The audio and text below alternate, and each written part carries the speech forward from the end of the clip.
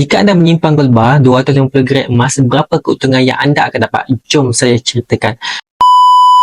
250 gram emas ni hari ini harga sekitar RM109,000.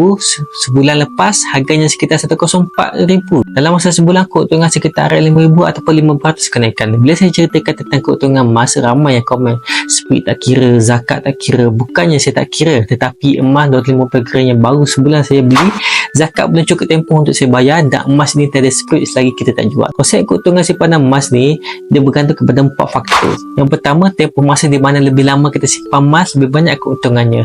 Yang kedua, volume atau jumlah. Logiknya lebih banyak gram emas, lebih besar keuntungannya.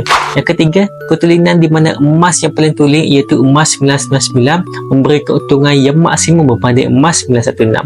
Yang keempat, item emas yang lebih besar lebih menguntungkan berbanding item yang kecil dari sudut spirit value yang lebih rendah. Harga per gram lebih murah dan kos upah atau gold premium yang juga lebih murah. Jadi jika anda ingin melihat emas ini dari sudut pelaburan yang mana anda ingin memaksimalkan keuntungan, anda boleh rujuk kepada 4 faktor tadi.